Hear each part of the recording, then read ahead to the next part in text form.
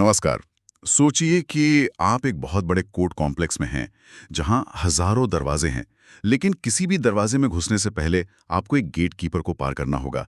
ये gate keeper ही तय करेगा कि आपका मामला अंदर जाने लायक है भी या नहीं।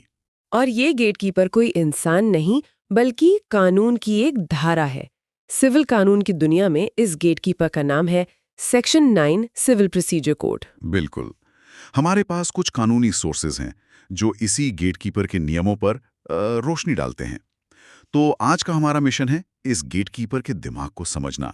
ये किसे अंदर आने देता है, किसे पहली ही नजर में लौटा देता है, और सबसे जरूरी, क्या इसे पार करने के लिए कोई सीक्रेट पासवर्ड या मास्टर की है। चलिए इसी की गहराइयों में उतरते हैं। जरूर इस पर बात करते हैं, क्योंकि वकालत में सारा खेल इसी पहले दरवाजे को खोलने या कह सकते हैं बंद करवाने का होता है। तो सबसे पहले ये गेटकीपर यानी सेक्शन 9 कहता क्या है, इसकी पहली और सबसे बड़ी शर्त क्या है। देखिए, इसकी शर्त सुनने में बहुत सीधी सादी है। ये कहता है सिविल कोर्ट्स हर तरह के सिविल मामले सुन सकते हैं, बस इतनी सी बात। अच्छा। लेकिन असली कहानी इसके बाद शुरू होती है, जब ये कहता है सिवाय उन मामलों के जिन्हें किसी कानून ने साफ साफ या इशारे से मना कर दिया हो। और यहीं पर सारा कंफ्यूजन और वकीलों की सारी बहस छिपी है। मतलब कोर्ट का दरवाजा सबके लिए खुला है, जब तक कि कहीं और कोई नो एंट्री का बोर्ड ना लगा हो। लेकिन इसमें एक शब्द है जिस पर, जैसा कि हमारे सोर्सेज बताते हैं, पूरा का पूरा सेक्शन टिका है, सिविल नेचर। ये क्या बला है? ये इस गेटकीपर का पहला फिल्टर है। सिविल नेचर का मतलब है कि मामला आपके किसी निजी अधिकार यानी प्राइवेट राइट से जुड़ा होना चाहिए। Private right. हाँ, क्या आपकी प्रॉपर्टी पर किसी ने कब्जा कर लिया, क्या किसी ने कॉन्ट्रैक्ट तोड़ दिया, क्या आपकी मानहानि हुई है, ये सब आपकी निजी अधिकार हैं। अगर जवाब हाँ है तो आपका मामला सिविल नेचर का है। तो जैसे हमारे सोर्सेज में उदाहरण हैं, प्रॉपर्टी के झगड़े, कॉन्ट्रैक्ट तोड़ने के मामले, ये तो समझ आते हैं। लेकिन उसमें किसी व्यक्ति के स्टेटस की भी बात है, जैसे शादी या किसी बच्चे के असली पिता कौन है, ये कैसे सिविल अधिकार हुए? बहुत अच्छा सवाल है। देखिए, आपका स्टेटस समाज में आपके अधिकारों और जिम्मेदारियों को तय करता है। आपका शादीशुदा होना या ना होना आपके विरासत, मेंटेनेंस जैसे अधिकारों पर असर डालता है ना? हाँ बिल्कुल। इसी तरह किसी बच्चे का लेजिटिमेट होना उसके प्रॉपर्टी के अधिकारों को तय करता है। ये बहुत ही पर्सनल प्राइवेट राइट्स है, इसलिए ये भी सिविल नेचर के दायरे में आते हैं। मामला सिर्फ पैसे या जमीन का नहीं है, आपके व्यक्तिगत अधिकारों का है। अच्छा, तो मतलब अदालत कौन सी है इससे फर्क नहीं पड़ता, अधिकार का स्वभाव ही सब कुछ है। अगर राइट प्राइवेट है तो मामला सिविल है। ठीक है, तो फिर इसका उल्टा क्या है? गेटकीपर किन मामलों को देखते ही कह देता है कि ये मेरे मतलब का नहीं है, कहीं और जाओ? सबसे पहला और साफ केस है प्योरली क्रिमिनल मैटर्स, चोरी, डकैती, मर्डर। इन सब के लिए अलग दरवाजा है क्रिमिनल कोड का। सेक्शन 9 का गेटकीपर इन्हें हाथ भी नहीं लगाता। ये तो आसान था। लेकिन सोर्सेज में उन मामलों पे ज्यादा जोर है जहां दूसरे खास कानून सिविल कोर्ट का रास्ता रोक देते हैं, जैसे income tax, labour law, banking law. हाँ, और असल प्रैक्टिस में 90% लड़ाई इसी बात पर होती है। सोचिए, संसद को लगा कि कुछ खास तरह के झगड़े बहुत ज्यादा हो रहे हैं और उनके लिए स्पेशल नॉलेज चाहिए, तो उन्होंने अलग से, कह सकते हैं, दुकानें खोल दी। दुकानें मतलब स्पेशल ट्रिब्यूनल्स। जैसे टैक्स के सारे झगड़ों के लिए उन्होंने इनकम टैक्स अपेलेट ट्रिब्यूनल बना दिया, ताकि ये मामले रेगुलर कोर्ट्स का टाइम खराब ना करें। राइट। मजदूरों और मैनेजमेंट के बीच के झगड़ों के लिए लेबर कोर्ट्स बना दिए, और बैंकों को अपने डूबे हुए कर्जे जल्दी वसूलने में मदद करने के लिए डेट रिकवरी ट्रिब्यूनल यानी DRT बना दिया। हर ट्रिब्यूनल अपनी एक खास दुनिया है, अपने नियमों के साथ। तो संसद का इरादा साफ था कि अगर आपके पास टैक्स का मसला है तो आप टैक्स वाली दुकान पर ही जाएं, सिविल कोर्ट में नहीं। बिल्कुल। और इसी से हम उस सबसे जरूरी कॉन्सेप्ट पर आते हैं जिस पर कोर्ट में घंटों बहस होती है, एक्सप्रेस बार और इम्प्लाइड बार, यानी साफ साफ लगी रोक और इशारों में लगी रोक। ओके, इसको थोड़ा आसान करते हैं। एक्सप्रेस बार का मतलब तो हुआ कि किसी कानून पर एक बड़ा सा no entry for civil courts का साइन बोर्ड लगा है। एकदम सही। कानून में सीधे सीधे लिखा होता है, इस कानून से जुड़े किसी भी मामले में किसी भी सिविल कोर्ट को सुनवाई का कोई अधिकार नहीं होगा। यहाँ कोई शक, कोई सवाल नहीं, दरवाजा मजबूती से बंद है। लेकिन ये इम्प्लाइड बार थोड़ा जासूसी वाला काम लगता है। मतलब नो एंट्री का बोर्ड नहीं है, फिर भी गेटकीपर आपको अंदर नहीं जाने दे रहा, ऐसा क्यों? यहीं पर असली कानूनी दिमाग लगता है।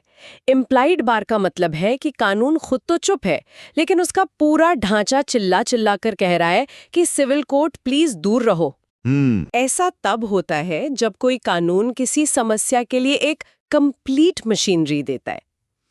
कंप्लीट मशीनरी, ये सुनने में भारी शब्द है। इसका मतलब क्या हुआ? इसका मतलब है कि उस कानून में शिकायत करने से लेकर जांच करने, फैसला सुनाने और उस फैसले के खिलाफ अपील करने तक का पूरा सिस्टम मौजूद है। जब एक कानून अपने आप में एक पूरी दुनिया हो और एक खास उपाय यानी स्पेशल रेमेडी देता हो, तो सुप्रीम कोर्ट कहता है कि ये मान लिया जाना चाहिए कि संसद का इरादा सिविल कोर्ट को बाहर रखने का ही था। ओके। यह रोक लिखी नहीं है, पर हालात से समझी जा रही है। मतलब ये कोर्ट का एक तरह का डिटेक्टिव वर्क है। कोर्ट को कानून में दिए गए सुरागों को देखकर ये पता लगाना है कि क्या संसद का छिपा हुआ इरादा हमें बाहर रखने का था। बहुत बढ़िया एनालॉजी है, लेकिन इस जासूसी का एक गोल्डन रूल है जो हमारे सोर्सेज में भी हाईलाइट किया गया है। वो क्या है? कानून की जो डिफॉल्ट सेटिंग है वो हमेशा सिविल कोर्ट के पक्ष में होती है। मतलब डिफॉल्ट सेटिंग मतलब कि अधिकार नहीं है तो उसे ये बात बहुत मजबूती से बिना किसी शक के साबित करनी होगी। दरवाजा खुला मानना नियम है, दरवाजा बंद मानना अपवाद है। इस पूरी पहेली को सुलझाने के लिए हमारे सोर्सेज में एक केस का बार-बार जिक्र है जिसे सेक्शन 9 की बाइबल कहा गया है, धुल्ला भाई versus state of Madhya Pradesh. ऐसा क्या खास था इस केस में? खास ये था कि इस केस से पहले तक ये सब बातें थोड़ी बिखरी हुई थी। धुलाभाई केस में सुप्रीम कोर्ट ने पहली बार बैठकर वकीलों और जजों के लिए एक तरह की चेकलिस्ट बना दी। एक चेकलिस्ट? हाँ, उन्होंने 7 सिद्धांत तय किए कि कब-कब सिविल कोर्ट का दरवाजा बंद माना जाएगा। ये आज भी हर वकील के लिए एक टूल किट की तरह है। एक टूल किट, ये तो दिलचस्प है। तो इस टूल किट में सबसे जरूरी औजार कौन-कौन से हैं? पहला औजार तो वही है जिसकी हमने बात की, डिफॉल्ट सेटिंग।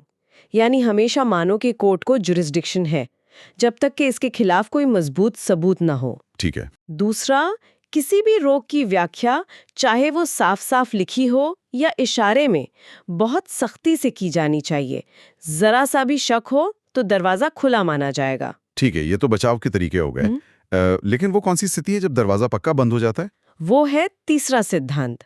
अगर स्पेशल कानून आपको एक पर्याप्त और असरदार उपाय, मतलब an adequate and effective remedy दे रहा है, तो सिविल कोर्ट का रास्ता बंद है। यहाँ असरदार शब्द बहुत जरूरी है। अच्छा। अगर स्पेशल ट्रिब्यूनल सिर्फ नाम का है और असल में कोई राहत नहीं दे सकता, तो सिविल कोर्ट का दरवाजा फिर से खुल सकता है। और शायद इस केस का सबसे शक्तिशाली सिद्धांत, एक तरह की मास्टर की भी इसी केस से आई है। हाँ, और वो है प्राकृतिक न्याय का सिद्धांत, यानी principles of natural justice. Dhulabhai case ने कहा कि अगर किसी स्पेशल ट्रिब्यूनल ने अपना फैसला देते समय प्राकृतिक न्याय के सिद्धांतों का उल्लंघन किया है, जैसे किसी को बिना सुने ही उसके खिलाफ फैसला दे दिया, तो सिविल कोर्ट हमेशा दखल दे सकता है, भले ही उस कानून में कितनी भी बड़ी नो एंट्री क्यों न लिखी हो। ये एक ऐसी चाबी है जो हर ताला खोल देती है। रुकिए, ये तो एक ट्रम्प कार्ड जैसा लगता है। मतलब अगर कोई स्पेशल लॉ कहता है कि सिविल कोर्ट नहीं आ सकते, लेकिन वो लॉ बनाने वाली अथॉरिटी ने ही ठीक से काम नहीं किया, तो आप फिर भी सिविल कोर्ट जा सकते हैं। पर क्या प्राकृतिक न्याय अपने आप में थोड़ा अस्पष्ट नहीं है? इसका तो कोई भी गलत इस्तेमाल कर सकता है, सिर्फ केस को लंबा खींचने के लिए। आपका सवाल बिल्कुल जायज है और कोर्ट में ये दलील अक्सर दी जाती है, लेकिन कोर्ट्स इस मामले में बहुत सावधान रहते हैं। वो सिर्फ छोटी मोटी प्रक्रिया की गलती पर दखल नहीं देते। उल्लंघन बहुत बुनियादी होना चाहिए, जैसे आपको अपना पक्ष रखने का मौका ही नहीं दिया गया या फैसला देने वाला जज खुद ही मामले में पार्टी था। ये सिद्धांत एक सेफ्टी वाल्व की तरह है, रोजमर्रा के इस्तेमाल के लिए नहीं। समझ गया। अब इस सारी थ्योरी को असली कोर्ट रूम में लेकर चलते हैं। एक वकील इस सेक्शन 9 को असल में इस्तेमाल कैसे करता है? ये एक कानूनी शतरंज की बिसात की तरह लगता है। बिल्कुल, और इस बिसात पर सेक्शन 9 वादी यानी प्लेंटिफ के लिए एक ढाल है और प्रतिवादी डिफेंडेंट के लिए एक तलवार।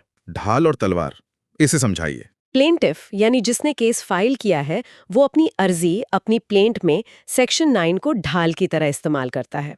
वो कोर्ट को बताता है कि देखिए, मेरा मामला सिविल नेचर का है, इस पर कोई रोक नहीं है, इसलिए आपको ये केस सुनना ही पड़ेगा। और डिफेंडेंट? वहीं डिफेंडेंट जिसके खिलाफ केस हुआ है, वो सेक्शन 9 को तलवार की तरह इस्तेमाल करता है। और वो कैसे? मतलब वो पहली ही सुनवाई में केस को खत्म करने की कोशिश करता है। हाँ, वो सीपीसी के एक और नियम ऑर्डर 7 रूल 11D का सहारा लेता है। वो कोर्ट से कहता है कि जनाब, इस केस की मेरिट में जाने की जरूरत ही नहीं है। अर्जी को पढ़ने से ही साफ है कि ये केस फलाने कानून के तहत बार्ड बाय लॉ है। इसे सुनने का तो आपको अधिकार ही नहीं है, इसलिए इसे अभी इसी वक्त खारिज किया जाए। वाह। ये डिफेंडेंट का पहला और सबसे शक्तिशाली दांव होता है। यानी आप कह रहे हैं कि एक डिफेंडेंट सिर्फ इस एक नियम का इस्तेमाल करके केस को शुरू होने से पहले ही खत्म करवा सकता है। ये तो बहुत पावरफुल है। क्या इसका गलत इस्तेमाल नहीं होता केस को लटकाने के लिए? बहुत होता है। कई बार ये एक जायज बचाव होता है, लेकिन कई बार ये सिर्फ समय बर्बाद करने की एक रणनीति भी होती है। इसीलिए प्लेंटिफ की ड्राफ्टिंग बहुत मजबूत होनी चाहिए। उसे अपनी अर्जी में पहले से ही इस हमले का अंदाजा लगाकर अपना बचाव तैयार रखना होता है। तो एक अच्छी अर्जी में जुरिस्डिक्शन वाले पैराग्राफ में क्या लिखा होना चाहिए जिससे डिफेंडेंट का ये दाव कमजोर पड़ जाए? सोर्सेज के हिसाब से 4 बातें बहुत साफ होनी चाहिए। 1, मामला सिविल नेचर का क्यों है। 2, केस करने की वजह मतलब कॉज ऑफ एक्शन कोर्ट के दायरे में कैसे आती है। 3, और ये सबसे जरूरी है, ये साफ साफ लिखना कि इस केस पर कोई कानूनी रोक क्यों नहीं है। और 4, कि ये कोर्ट इस मामले को सुनने के लिए सक्षम है। अगर ये 4 पिलर मजबूत है तो डिफेंडेंट का ऑर्डर 7 रूल 11 का हमला झेलना आसान हो जाता है। चलिए, इसे एक उदाहरण से समझते हैं। मान लीजिए एक किराएदार को मकान मालिक एक खास रेंट कंट्रोल एक्ट के तहत बने ट्रिब्यूनल के आदेश से निकाल देता है। उस एक्ट में साफ लिखा है कि सिविल कोर्ट दखल नहीं देगा। ठीक है। अब किराएदार सिविल कोर्ट जाकर कहता है कि उसे नोटिस ही ठीक से नहीं मिला, यानी प्राकृतिक न्याय का उल्लंघन हुआ। यहाँ लड़ाई कैसी होगी? बेहतरीन उदाहरण है। यहाँ किराएदार का वकील सिविल कोर्ट में धुलाभाई केस की मास्टर की इस्तेमाल करेगा। वो कहेगा, मैं मानती हूँ कि रेंट एक्ट में रोक है, मैं ट्रिब्यूनल के फैसले को मेरिट पर चैलेंज नहीं कर रही, मैं तो बस ये कह रही हूँ कि फैसला देने की प्रक्रिया ही गलत थी क्योंकि मेरे क्लाइंट को सुना ही नहीं गया। ये प्राकृतिक न्याय का उल्लंघन है और ऐसे मामले में सिविल कोर्ट का दरवाजा हमेशा खुला रहता है। और मकान मालिक का वकील क्या कहेगा? मकान मालिक का वकील कहेगा, ये सब बहाने हैं। किराएदार असल में ट्रिब्यूनल के फैसले से नाखुश है और अब पिछले दरवाजे से सिविल कोर्ट में घुसने की कोशिश कर रहा है। नोटिस दिया गया था, ये प्राकृतिक न्याय के उल्लंघन का झूठा आरोप लगाकर कोर्ट का समय बर्बाद कर रहा है। रेंट एक्ट एक कंप्लीट मशीनरी है, इसलिए इस कोर्ट को कोई अधिकार नहीं है। और फिर जज को फैसला करना होगा। हाँ, अब जज को धुलाभाई के सिद्धांतों को तराजू पर रखकर तौलना होगा। वाह, मतलब सालों तक केस सिर्फ इसी बात पर चल सकता है कि केस चलना भी चाहिए या नहीं। मैंने ऐसे केस देखे हैं जहां सालों तक सिर्फ सेक्शन 9 पर ही बहस होती रही, मामले के तथ्य तक बात पहुंचती ही नहीं। इसीलिए कहते हैं कि ये गेटकीपर कभी-कभी खुद ही पूरा युद्ध का मैदान बन जाता है। तो इस सारी बातचीत का निचोड़ क्या है? What does this all mean? इसका मतलब ये है कि सेक्शन 9 सिर्फ एक नंबर नहीं है, ये भारतीय न्याय प्रणाली का एक बहुत जरूरी फिल्टर है, एक बैलेंसिंग एक्ट है। Balancing act? हाँ, एक तरफ सिविल कोर्ट का वो विशाल दायरा है जो हर नागरिक को न्याय देने के लिए तैयार बैठा है, और दूसरी तरफ वो खास कानून है जो अपने मामले किसी और को छूने नहीं देना चाहते। सेक्शन 9 इसी खींचतान के बीच संतुलन बनाने का काम करता है। और धुलाभाई केस के सिद्धांत उस संतुलन को बनाने के लिए आज भी, इतने दशकों बाद भी, एक गाइड की तरह काम करते हैं। बिल्कुल, वो हमें याद दिलाते हैं कि न्याय का दरवाजा बंद करना एक बहुत गंभीर बात है और इसे हल्के में नहीं लिया जाना चाहिए। वो गेटकीपर को उसकी सीमाएं याद दिलाते रहते हैं। इस पूरी चर्चा से एक सवाल मेरे मन में आ रहा है जिसे मैं हमारे श्रोताओं के लिए छोड़ना चाहूंगा। जरूर। जैसे जैसे हमारी दुनिया कॉम्प्लेक्स हो रही है, हर चीज के लिए स्पेशल कानून और स्पेशल ट्रिब्यूनल बन रहे हैं। पर्यावरण के लिए एनजीटी, कंपनी लॉ के लिए एनसीएलटी, रियल एस्टेट के लिए रेरा। तो क्या इन स्पेशल दरवाजों की वजह से वो जो सिविल कोर्ट का एक मेन गेट था जो सबके लिए खुला था, वो धीरे धीरे छोटा और अप्रासंगिक होता जा रहा है? और अगर ऐसा है तो एक आम इंसान के लिए न्याय पाने का रास्ता आसान हो रहा है या और भी ज्यादा भूल भुलैया जैसा? इस पे सोचिएगा जरूर।